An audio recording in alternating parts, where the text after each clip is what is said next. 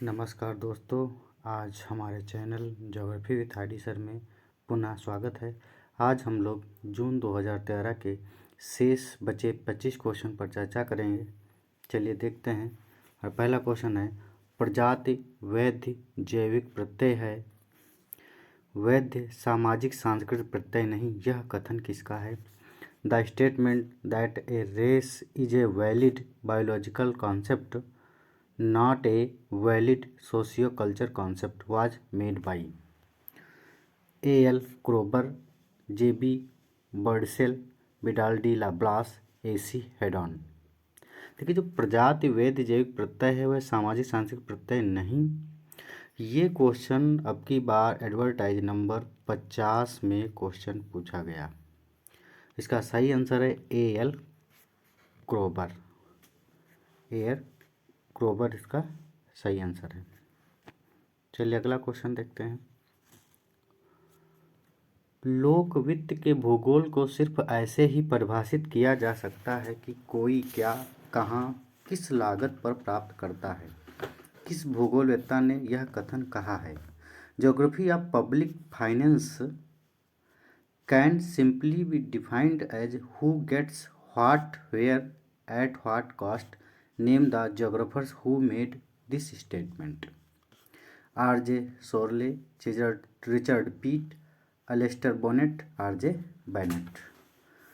तो ये जो कोई क्या, कहाँ, किस लागत पर प्राप्त करता है, लोक वित्त भूगोल से संबंधित है और लोक वित्त भूगोल के प्रतिपादक हैं R.J. Bennett महोदय। तो इसका सही आंसर है R.J. Bennett।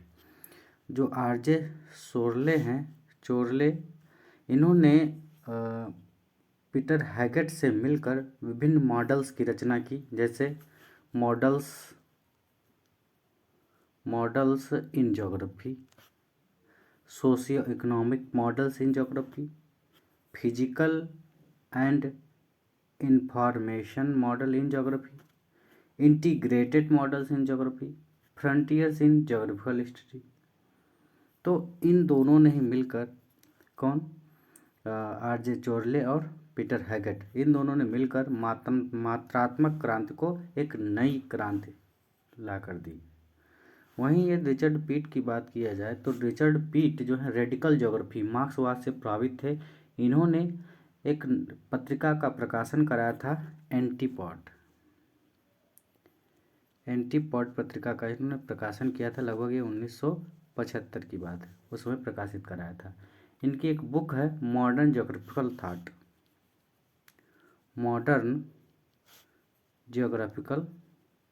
थाट। ठीक है। जो लोकवित्त से संबंधित है वो R.J. बेनेट का है। हमारा अगला क्वेश्चन है,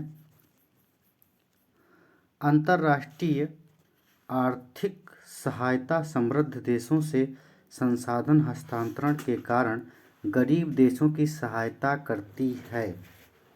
यानी अंतर्राष्ट्रीय आर्थिक सहायता समृद्ध देशों से संसाधन हस्तांतरण के कारण गरीब देशों की सहायता करती है, परंतु international aids help poor countries due to resources transfer from rich countries, but विश्व को दाता तथा प्रापक में विभाजित करती है।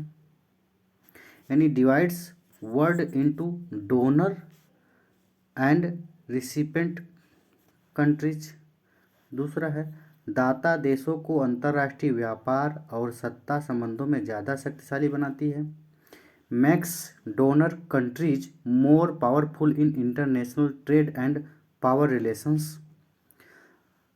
प्रापक देशों को ऐसे आर्थिक सुधार करने को बाध्य करती है जो लोगों की स्थिति को बदतर कर सकती है।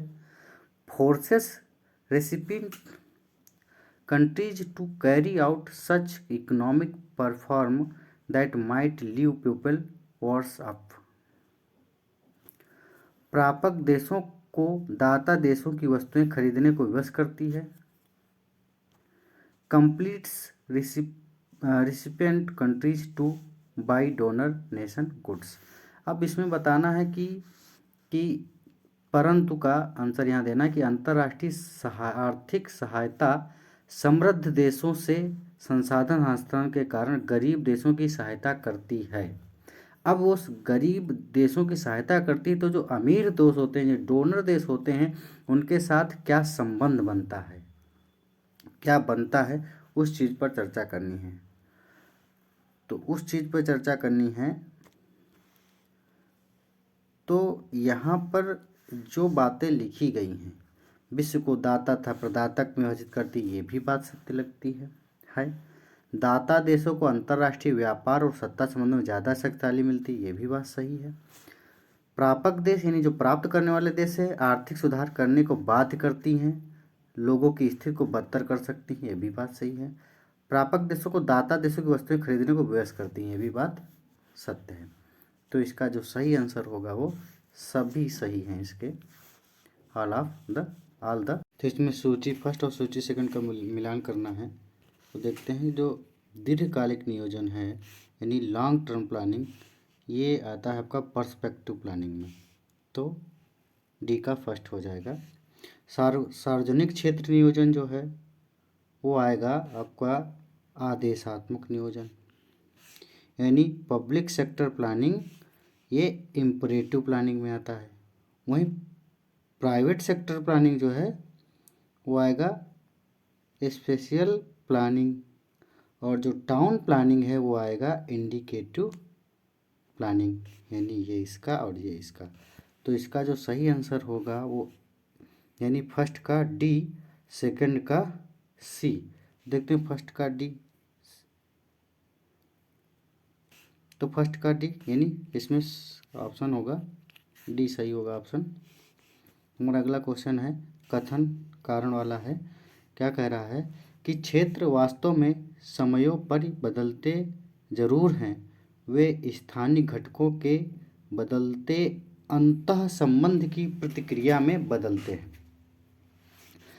यानी regions in fact do change over time, they change in response to changing inter relationship of the spatial elements. ये बात कुछ हद तक सही है। अभी अगला देखते हैं तब बताते हैं। नियोजित मध्यस्थता सामाजिक आर्थिक गतिविधियों की रूपरेखा के अंदर द्रुत गति मात्रा सिद्ध होती है, यानी planned intervention certainly proves to be of rapid movement within the frame of socio economic activities. ये भी बात सही है, इसका ये व्याख्या भी करता है, तो इसका ऑप्शन ए सही होगा। BJL बैरी, ये नगरीय भूगोल से संबंधित है। BJL बैरी द्वारा भारतीय अर्थव्यवस्था के प्रकार्यात्मक क्षेत्रीकरण पर अपने क्लासिक अध्ययन में किस तकनीक को अपनाया? Which techniques was adopted by BJL Berry in his classic study on functional recognition of Indian economy? तो उन्होंने अपनाया था मल्टीपल फैक्टर एनालिसिस, बहुकारक विश्लेषण। निम्नलिखित में से कौन से पहाड़ी क्षेत्र विकास कार्यक्रम के मुख्य उद्देश्य नहीं है? Which of the following are not two major objectives of the Hill Area Development Program? तो कृषि वानिकी ये तो होगा ही, क्योंकि पहाड़ी क्षेत्र में कृषि वानिकी महत्वपूर्ण है। बड़े पैमाने के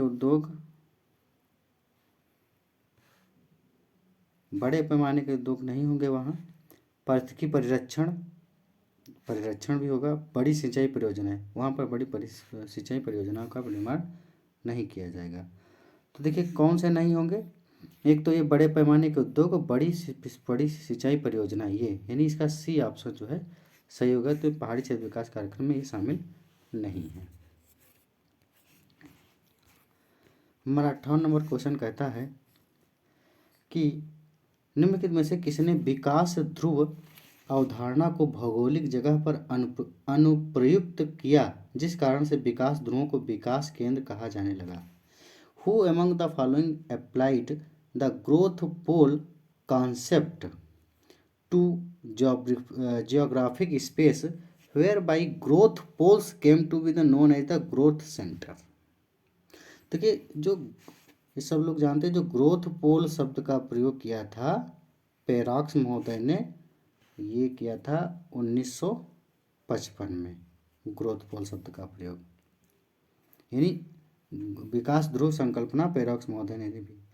लेकिन भौगोलिक जगह पर इसको प्रयोग करने का श्रेय जाता है बॉर्डविले महोदय को, यानी जो ग्रोथ पोल है उसको पेरॉक्स महोदय ने किया, और जो इसको जियोग्राफिकल पैजामा जो पहनाया उस बॉर्डविले ने पहनाया। वहीं डार्विन महोदय ने विकास ध्रुव को, जो डार्विन महोदय थे उन्होंने विकास ध्रुव को विकास केंद्र कहा था, विकास केंद्र। फ्रीडमैन तो अपने सिद्धांत केंद्र पेरीफेरी सिद्धांत के लिए जाने जाते हैं। इन्होंने 1966 में केंद्र पेरीफेरी सिद्धांत का प्रतिपादन किया था। वहीं जो फ्रैंक महोदय हैं, इन्होंने पराश्रयता मॉडल, आश्रित मॉडल जो दिया था, इन्होंने आश्रित मॉडल दिया था फ्रैंक महोदय ने, इसके लिए जाने जाते हैं। तो यहाँ पर जो आंसर सही है कि भौगोलिक जामा, यानी भौगोलिक इस जगह पर किसी ने अनुप्रयुक्त किया है तो वो बॉर्डविले महोदय ने किया है। हमारा अगला क्वेश्चन है कि किस पंचवर्षीय योजना में नियोजन प्रक्रिया के एक मुख्य उद्देश्य के रूप में संतुलित क्षेत्रीय विकास पर बल दिया गया था, और जो योजना के दस्तावेज में पूरा एक अध्याय था। इन विच 5-year plan balance regional development was emphasized as one of the major objectives of the planning exercises and was one full chapter in the plan documents। तो द्वितीय पंचवर्षीय योजना, तृतीय, चौथी, पांचवी, तो इसमें जो संतुलित क्षेत्रीय विकास पर बल दिया गया तो वो था चौथी पंचवर्षीय योजना। ये यूजीसी द्वारा आंसर दिया गया था। वैसे संतुलित प्रादेशिक विकास की जो नीति अपनाई गई, इसकी जो नीति अपनाई गई थी वो अपनाई गई थी द्वितीय पंचवर्षीय योजना में। उसके बाद प्रादेशिक विकास नीति को भली भांति स्पष्ट किया गया, जो वो किया गया तृतीय पंचवर्षीय योजना में। वहीं सर्वाधिक जो ध्यान दिया गया, यानी ये संतुलित क्षेत्रीय विकास पर बल दिया गया, जो सबसे सर्वाधिक जो बल दिया गया था वो चौथी पंचवर्षीय योजना में दिया गया था। तो इसीलिए चौथी पंचवर्षीय योजना सही होती है। और यहीं पर चौथी पंचवर्षीय योजना चलाई गई थी, आदिवासी उत्थान पर जोर दिया गया था। कमांड, देखो इसमें जो आदिवासी लोग थे उन पर ज़्यादा फोकस किया गया, आदिवासी पर ज़्यादा फोकस किया गया। और जो चौथी पंचवर्षीय योजना है उसमें जो आदिवासी थे उन पर फोकस किया गया, और कमांड एरिया डेवलपमेंट प्रोग्राम शुरू किया गया, कमांड एरिया डेवलपमेंट प्रोग्राम शुरू किया गया चौथी पंचवर्षीय योजना में। ठीक, तो इसका सही आंसर है। वहीं पांचवी पंचवर्षीय योजना की एक विशेषता बताई जाए तो पांचवी पंचवर्षीय योजना में 20 सूत्री कार्यक्रम शुरू किया गया, 20 सूत्री कार्यक्रम शुरू किया गया। और वहीं पर integrated rural development programme, integrated rural development programme की शुरुआत की गई 1977 में, और इंटीग्रेटेड ट्राइब डेवलपमेंट प्रोग्राम शुरू किया गया, इंटीग्रेटेड ट्राइब डेवलपमेंट प्रोग्राम भी शुरू किया गया, वो भी पांचवी पंचवर्षीय योजना में। एक बात की जाए कि जो सर्वाधिक योजनाएं शुरू की गई थी वो पांचवी पंचवर्षीय योजना में शुरू की गई थी। ठीक, यहाँ पर देख लीजिए, जो द्वितीय पंचवर्षीय योजना थी उन्हें संतुलित प्रादेशिक विकास की नीति अपनाई गई, यहाँ नीति अपनाई गई और यहाँ पर भली भांति स्पष्ट हो गई नीति, और जो सबसे सर्वाधिक जो बल दिया गया था वो चौथी पंचवर्षीय योजना में दिया गया। चलिए अगला क्वेश्चन देखते हैं कि प्राचीन भूगोल में क्षेत्र की अवधारणा सर्वप्रथम किसने प्रतिपादित की। In ancient geography the concept of region was first postulated by Homer. तो सबसे पहले क्षेत्र की अवधारणा स्ट्रैबो महोदय ने दिया था, स्ट्रैबो महोदय ने दिया था।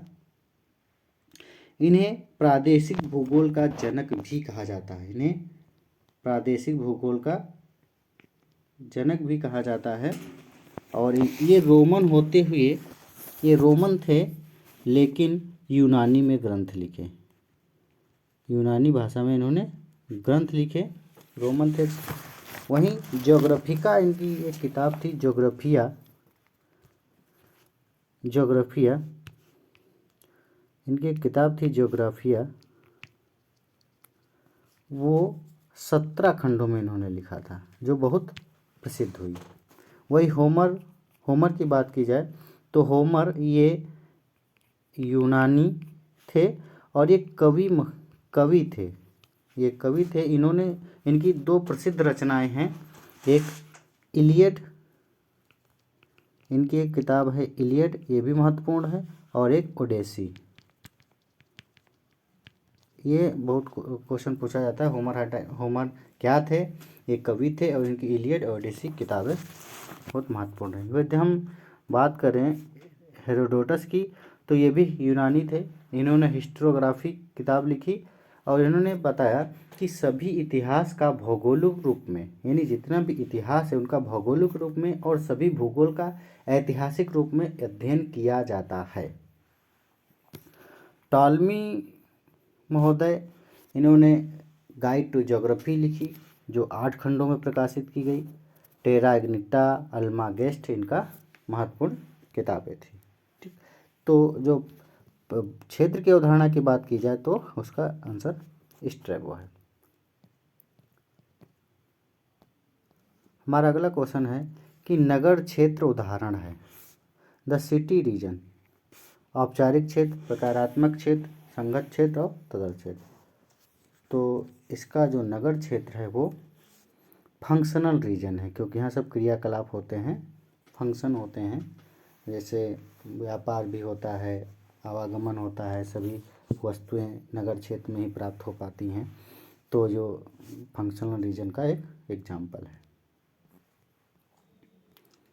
कथन और कारण कह रहा है, यथोचित दूरस्थ जिला योजना बनाने का कार्य राज्यों में अधिक आगे नहीं बढ़ा है। The task of preparing A reasonably sound district plan has not made much headway in states, यानी जो हेडवे है इन द स्टेट। जिला स्तर पर नियोजन संबंधी कार्यों से जुड़ी विभिन्न एजेंसियों के बीच प्रभावपूर्ण समन्वय का अभाव है। There is a lack of effective coordination at the district level between various agencies involved in planning exercises। तो वैसे जो बात कर रहा है कि यथोचित दूरस्थ जिला परियोजना बनाने का कार्य राज्य में आगे नहीं बढ़ा, ये बात सही है और कारण भी सही है और इसकी व्याख्या भी करता है। यानी क्योंकि क्या कारण रहा, क्योंकि जिला स्तर पर नियोजन संबंधी कार्य से जुड़ी जो विभिन्न एजेंसियों के बीच प्रभावपूर्ण समन्वय का अभाव रहा। जब अभाव रहेगा तभी आगे कार्य ये नहीं बढ़ पाएंगे, इसलिए इसका कारण भी सही और इसकी व्याख्या भी करता है। तो इसका जो सही ऑप्शन हो जाएगा वो सी हो जाएगा। भारत के किस द्वीप का उद्गम ज्वालामुखी है? तो बहुत सिंपल क्वेश्चन है। बैरन द्वीप, ये अंडमान निकोबार में पड़ता है। निम्नलिखित में से कौन सी पहाड़ी अनाईमुडी गांठ के साथ नहीं जुड़ी है? जो अनाईमुडी गांठ के साथ नहीं जुड़ी है, देखिए इस प्रकार से जुड़ी हुई हैं, जिसमें इलायची पहाड़ी भी जुड़ी है, यहाँ इलायची पहाड़ी है, यहाँ पर पालनी पहाड़ी है और अनाईमुडी पहाड़ी भी है, यहाँ पर अनाईमुडी। और जो कुंद्रे मुख है ये कर्नाटक में है, यहाँ पर कर्नाटक में। ठीक, तो पूछा क्या है, इस गांठ के साथ नहीं जुड़ी है तो वे कुंद्रे मुख नहीं जुड़ी है। सही आंसर हो जाएगा कुंद्रे मुख। निम्नलिखित में से क्या भारत में नीली क्रांति से संबंधित है? तो नीली क्रांति से क्या संबंधित है? Among the following which one is related to blue revolution? तो ब्लू रिवोल्यूशन से संबंधित है मत्स्य पालन, पीसीकल्चर। लौह एवं इस्पात संयंत्रों के निम्नलिखित समूहों में से कौन सा छोटा नागपुर पठार से बाहर अवस्थित है? यानी जो आपका झारखंड और पश्चिम बंगाल उड़ीसा का पार्ट है, उसमें कौन अवस्थित नहीं है, उसमें कौन स्थित नहीं है? वही छोटा नागपुर पठार पार्ट है, जिसमें पश्चिम बंगाल और झारखंड और उड़ीसा स्टेट आते हैं। तो देखिए कौन कौन से नहीं इसमें है। भिलाई ये जो है ये छोटा नागपुर पठार में नहीं आता है, ये छत्तीसगढ़ में है। सेलम और भद्रावती ये सब दक्षिण भारत में है, तो ये इसका सही आंसर हो जाएगा सी। क्योंकि राउरकेला ये पड़ जाता है उड़ीसा में और बोकारो झारखंड में, तो ये भी नहीं होता। दुर्गापुर पश्चिम बंगाल में, ये भी नहीं। बोकारो भी, तो पूर्ण रूप से क्या हो जाएगा? सी ऑप्शन इसका सही होगा। आरएफ वाला क्वेश्चन है। आरएफ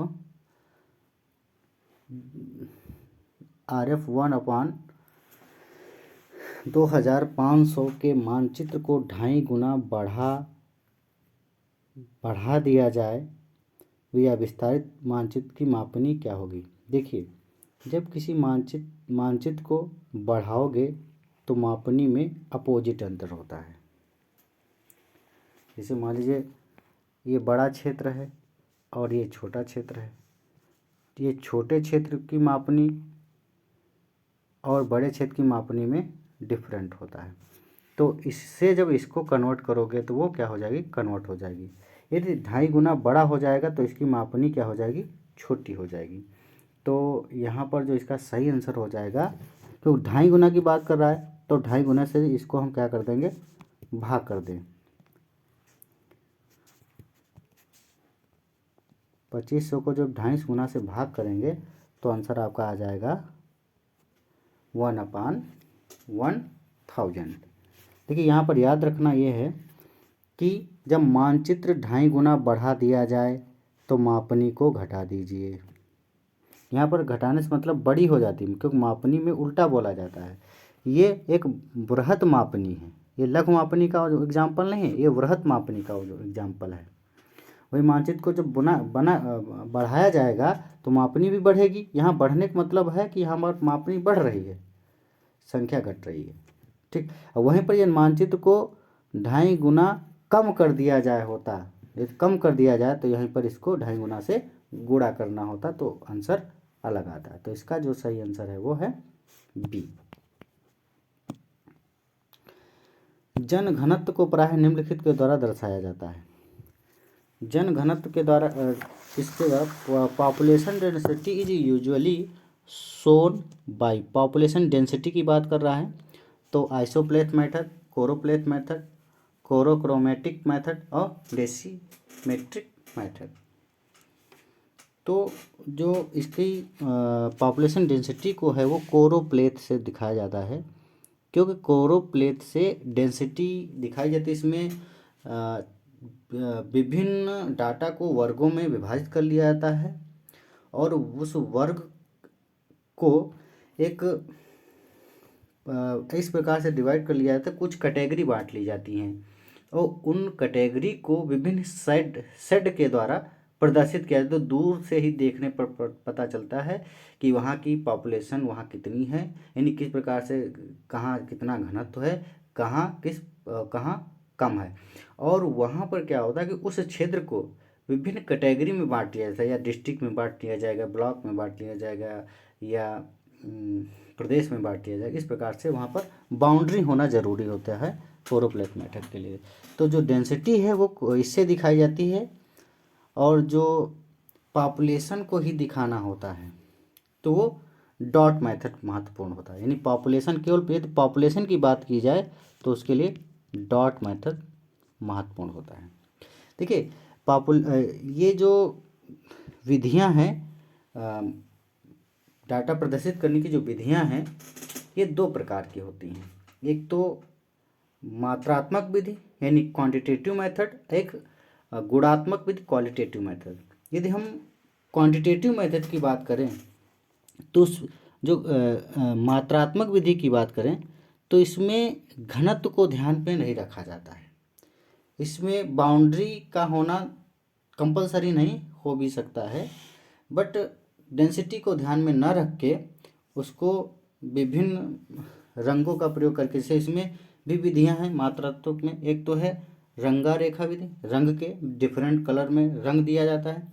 सामान्य छाया बना दी जाती, छाया उसमें छाया बनाई दी जाती है विभिन्न साइडों से। वर्ण प्रतीकी यानी वर्ण रख दिए जाते हैं, जो जहाँ जैसा है वहाँ, जैसे गेहूँ का क्षेत्र तो गेहूँ का आगे का वर्ण रख दिया जाए, गे बना दिया जाए गेहूँ। वही नेमिंग मेथड, जैसे प्रदेशों का विभाजन किया जाता है तो वो लिखा जाता है उत्तराखंड, ये उत्तर प्रदेश। तो इस प्रकार का जो मेथड, वहाँ नाम ही लिख दिया है। तो ये जो मेथड है वो मात्रात्मक मेथड कहलाता है। वहीं जब क्वालिटेटिव मेथड की बात करें, गुणात्मक मेथड, तो वहाँ पर जो आते हैं वहाँ पर घनत्व को विशेष ध्यान में रखा जाता है। आइसोप्लेथ मेथड जो है वो ये है आइसोप्लेथ मेथड। इसमें समान रेखाएं प्रदर्शित की जाती हैं, जो जैसे मान लीजिए कोई मैप है और जो समान बिंदु, इनके जो समान होते हैं मान, उनको मिलाया जाता है तो समान रेखा विधि कहलाती है। वहीं कोरोप्लेथ समान डेंसिटी, इसमें डेंसिटी को दिखाया जाता है। जो डॉट मेथड होता है तो डॉट मेथड में पॉपुलेशन को दिखाया जाता है। वहीं डायग्रामेटिक मेथड होता है, आरेख बना के दिखाया जाता है। तो इस प्रकार से दिखाया जाता है। गुणात्मक और मात्रात्मक दो विधियाँ होती हैं। तो यहाँ पर जो सही आंसर है पॉपुलेशन डेंसिटी का वो है कोरोप्लेथ मेथड। देखिए आइसोप्लेथ मेथड, कोरोप्लेथ मेथड, ये जो हैं ये क्वालिटेटिव के उदाहरण हैं, क्वालिटेटिव के उदाहरण हैं। ठीक है। वहीं यदि हम इसकी बात करें कोरोक्रोमेटिक, ये आपका क्वांटिटेटिव का उदाहरण है, क्वांटिटेटिव का उदाहरण है। ठीक। हमारा अगला क्वेश्चन है, यदि अधिवास वितरण Rn 2.24 है तो उसका पैटर्न क्या होगा। देखिए ये जो Rn मेथड है ये नियरेस्ट नेबर एनालिसिस के द्वारा ज्ञात किया जाता है। इसमें एक चार्ट बना होता है जैसे, और उस चार्ट में जो मान होता है, ये जो Rn है ये स्पेसिंग को दिखाता है कि जो अधिवास हैं उनके बीच में कितना स्पेस है। उस स्पेस पे ही इसको नाम दिया जाता है। जो 2.24 होता है ये परफेक्ट यूनिफॉर्म होता है, यानी पूर्ण रूप होता है। इससे ये एकदम बराबर दूरी पर होते हैं, एकदम पूर्ण रूप होता है इसको, इसीलिए पूर्ण समरूप कहा जाता है। वहीं परफेक्ट क्लस्टर की बात की जाए तो लगभग इसका जो मान होता है 0.0 से 0.03 के बीच होता है, तो वो पूर्ण गुच्छ कहलाता है। वही यदि यादृच्छिक जो रैंडम है वो पूर्ण रूप से 0.9 से 1.0 के बीच में होता है, तो वो रैंडम कहलाता है। तो इस प्रकार से इसका क्वेश्चन, इससे हर बार कोई ना कोई क्वेश्चन बनता है। इसकी हम सेपरेट वीडियो बना के अपने यूट्यूब चैनल पर डालेंगे। तो चलते हैं अगले क्वेश्चन पर। यदि 31 की कक्षा में अजय का क्रम 17वां है तो अंतिम से उसका क्रम क्या होगा। ये बहुत सिंपल सवाल है, ये आप लोग लगा लेंगे। इसका जो सही आंसर है वो है 15 यानी सी। कथन और कारण वाला क्वेश्चन है, निष्क्रिय द्विसंवेदी प्रणालियों के पास ऊर्जा का अपना स्रोत होता है। देखो passive remote sensing system have their own source of energy, ये बात सत्य नहीं है, क्योंकि जो एक्टिव हैं उनके पास अपना ऊर्जा का स्रोत होता है, निष्क्रिय के पास नहीं। सक्रिय से सुदूर संवेदी प्रणालियाँ सौर ऊर्जा पर निर्भर होती हैं, ये बात गलत। जो निष्क्रिय हैं वो सौर ऊर्जा पर निर्भर होती हैं, यानी जो एक्टिव हैं उनके पास स्वयं का स्रोत होता है, जो पैसिव है वो सौर ऊर्जा पर। इन्होंने उल्टा किया है, यानी दोनों इनके ऑप्शन जो है वो गलत है। टेलीविजन में दिखाई जाने वाली उपग्रह इमेज छाया स्पष्ट रूप से चिन्हित करती है। The satellite image shown in the television clearly depicts तापमान तथा वर्षा को, दाब तथा वायु को, मेघ तथा हिमावरण को, आर्द्रता और कोहरे को, यानी clouds and snow cover. Cloud and snow cover को। अगला क्वेश्चन उपग्रह है, उनका ऊंचाई किलोमीटर में बताना है। तो इसका जो लैंडसेट ये यूएसए का है, आईआरएस इंडिया का है, स्पॉट फ्रांस का है, आइकोनॉस, ये जो है इनकी ये ऊंचाई दे रखा है। तो इसकी जो ऊंचाई दे रखा है उस हिसाब से जो इसका लैंडसेट है, ये लैंडसेट 5, इसकी ऊंचाई है 705 किलोमीटर, और आरएस इसकी है 904, स्पॉट की है 832, आइकोनॉस की 681। तो इसका सही आंसर है बी। निम्नलिखित में से कौन सी विशेषताएं जीआईएस को अन्य प्रणालियों से अलग करती हैं? Which one of the following characteristics separate GIS from the other system? मानचित्र बनाना और सामान्यीकृत आउटपुट, स्थानिक तथा अस्थानिक आंकड़ों को संबंधित करना, मानचित्र का अभिकल्पन और रूपरेखा, और उपर्युक्त सभी।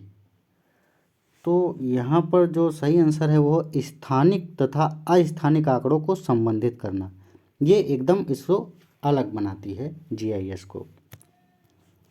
हमारा अंतिम क्वेश्चन है, शीर्षाभिमुख सूचकांक जो मानव प्रजातियों को वर्गीकृत करने के लिए होता है, किस रूप में परिकलित किया जाता है?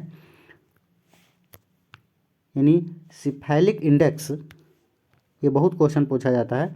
Which is to classify human races in calculated? इसका सेफेलिक इंडेक्स का सूत्र क्या है? तो वो है सिर की चौड़ाई बटे लंबाई, यानी सिर की चौड़ाई तथा लंबाई के बीच अनुपात। इसका ये आंसर सही होगा। तो इस प्रकार से हम लोगों ने ये शेष 25 क्वेश्चनों को कवर कर लिया है। अब अगली वीडियो में अन्य क्वेश्चन पेपर को बताएंगे। आज के लिए इतना ही, धन्यवाद।